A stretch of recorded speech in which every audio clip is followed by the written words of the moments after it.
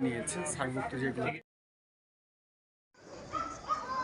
এটা অনেক সুন্দর একটা জায়গা, পাহাড়ের উপরে আপনার মন্দিরটা অবস্থিত। এটা হলো শুরুর যে ভিউটা, স্বয়ম্ভু মন্দিরটা ঘুরে দেখবো। এটা বাংলাদেশে যারা আমরা নেপালে আসি সবাই থামেলে এরিয়া আছে, যে থামেল এরিয়াতে এখানে সবাই হোটেলে উঠে। এখান থেকে হেঁটে আসলে আপনার 10 মিনিট লাগে, আর আপনি যদি 10 থেকে 15 মিনিট লাগে। আর আপনি যদি উবারের গাড়ি বা ট্যাক্সি নিয়ে আসেন সেক্ষেত্রে 400 টাকার মতো লাগে।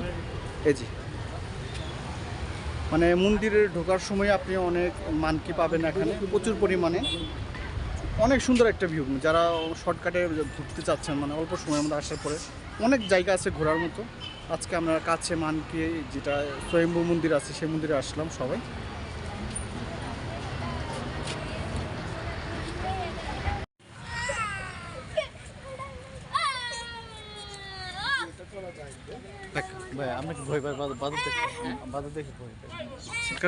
আপনার প্রায় 10 মিনিটের মধ্যে হেঁটে উপর দিকে উঠতে হয় সিঁড়ি বেয়ে। শারীরিকভাবে আপনার ফিট না হলে খুব কষ্ট হয়ে যাবে, যাতে পায়ের সমস্যা বা হার্টের সমস্যা, আপনার অসুস্থ তারা উঠতে পারবেন না। যারা আমরা সুস্থ তারা খুব কষ্ট হচ্ছে উপরে ওঠার জন্য।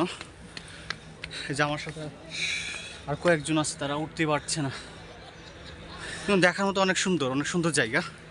আমি দেখাচ্ছি সামনে। এখন এই যে বানর দেখতে পাচ্ছেন, এখানে একটা জিনিস খেয়াল করলাম, প্রচুর বানর, কিন্তু আপনাকে এসে তারা কোনো ডিস্টার্ব করবে না। আপনার আশেপাশে বানর হাজার হাজার বানর, কিন্তু কোনো প্রবলেম করে না। অনেক সুন্দর লাগছে এই জিনিসগুলো। আপনি চাইলে খাবার দিতে পারবেন, কিন্তু তারা আপনাকে কোনো যে আপনাকে তারা কামড় দিয়া বা আঁচল দিয়ে এরকম কোনো কিছু করে না। এখন আমরা সিঁড়ি বেয়ে উপরের দিকে যাচ্ছি। এই যে দেখতে পাচ্ছেন কত উচ্চ। এখন আমাদের প্রায় 8 মিনিট হয়ে গেল উপরে এসেছি। এরপরেও এখন ফাইনালি এইটুক যাওয়ার পরে আমরা মন্দিরের যে ইটা আছে, স্বয়ম্ভু মন্দিরের যে মেন ভিউটা আছে এটা আপনাদেরকে দেখাতে পারবো। এই যে ওঠার রাস্তা।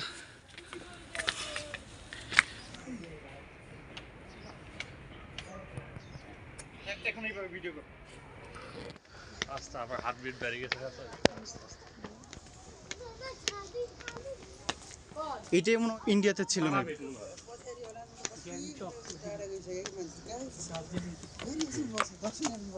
এটা উঠলে তো মরবো, শাহরুখ খান নিজের মতো। 15 মিনিট লাগবে এটা উঠতে, বেশি লাগলো না। আরো দীপিকা নিচে পড়ে যান। কোথায় এই দেখতে পাচ্ছেন এখন চার্জ লেখা আছে, যে রুপি করে সার্কভুক্ত কান্ট্রিগুলোর জন্য নেপালের রুপি 50 রুপি করে, আর হলো অন্য কান্ট্রিদের জন্য আছে 50 রুপি, আদার কান্ট্রিদের জন্য 200 করে।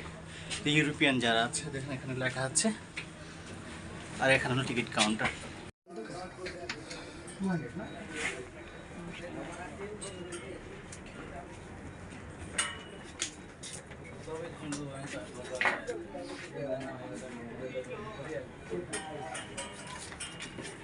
এটা হলো স্বয়ং মন্দিরে ঢোকার জন্য এন্ট্রি টিকিট 50 রুপি করে নিয়েছে সার্কভুক্ত যেগুলো তাদের জন্য।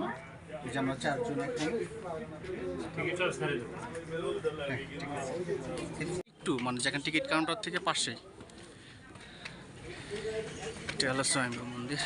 হ্যালো ভিউয়ার্স, আমরা ফাইনালি পৌঁছে গেছি স্বয়ম্ভু মন্দিরে। প্রায় 15 মিনিট আমরা হেঁটে। আমার ফ্রেন্ড তো প্রায় অসুস্থ হয়ে গেছে। মানে একটা জিনিস খেয়াল করলাম আমি, এখানে যারা ইয়াং আছে তাদের জন্যই, হার্টের সমস্যা বা অন্য সমস্যার জন্য তো ভুগছেন, পায়ে তাদের না ওঠাটা আমি বলবো বেটার। কারণ এখানে প্রায় আমরা সুস্থ যারা আছে তারাই উঠতে পারছি না। 15 মিনিট উপরে হাঁটার পরে উপরে উঠেছি, আমরা সিঁড়ি বেয়ে 15 মিনিট উপরে উঠেছি। এখন নামার সময় যে কী হবে জানতে পারছি না, আল্লাহ ভালো জানে। ভালোভাবে যদি নামতে পারি উপর আল্লাহর কাছে সেই কামনাই করছি। এই যে এটা হলো ভিউ, দেখেন উপরে একদম মন্দিরের উপর থেকে যে নেপালের যে শহরগুলো আছে খুব সুন্দর, থেকে নিচের ভিউগুলো খুব সুন্দর দেখা যায়। আমি দেখাচ্ছি একটা পাহাড়ের উঁচু পাহাড়ের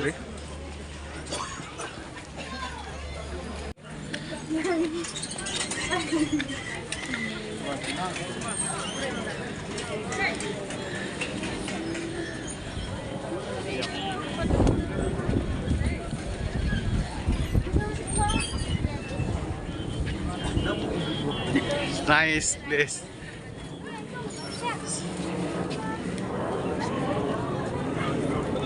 It's a free magnet, madam.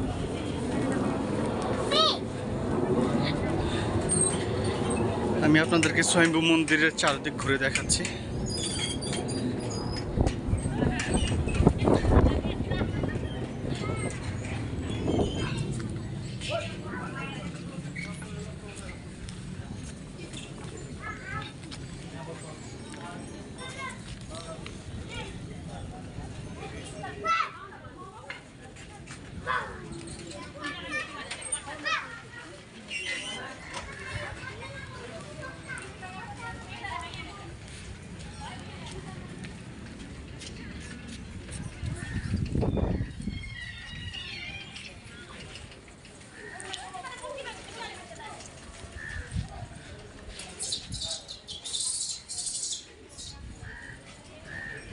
কি ধরনের এটা করে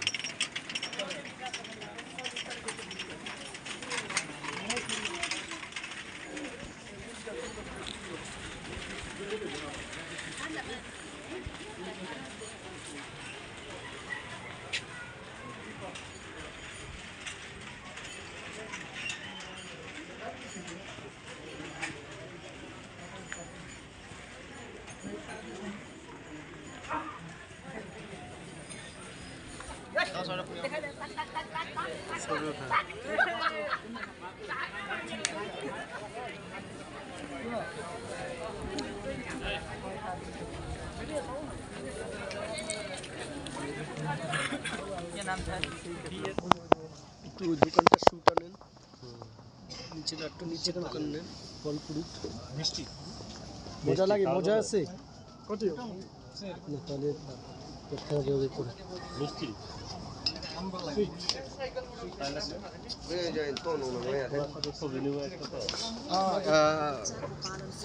হ্যালো ভিউয়ার্স, এখন আমরা মন্দির থেকে নামছি, কারণ আমরা এই মন্দিরে যে পেয়ে হেঁটে ওঠার যে রাস্তাটা আছে এটা উঠতে প্রায় 15 থেকে 16 মিনিট লাগে।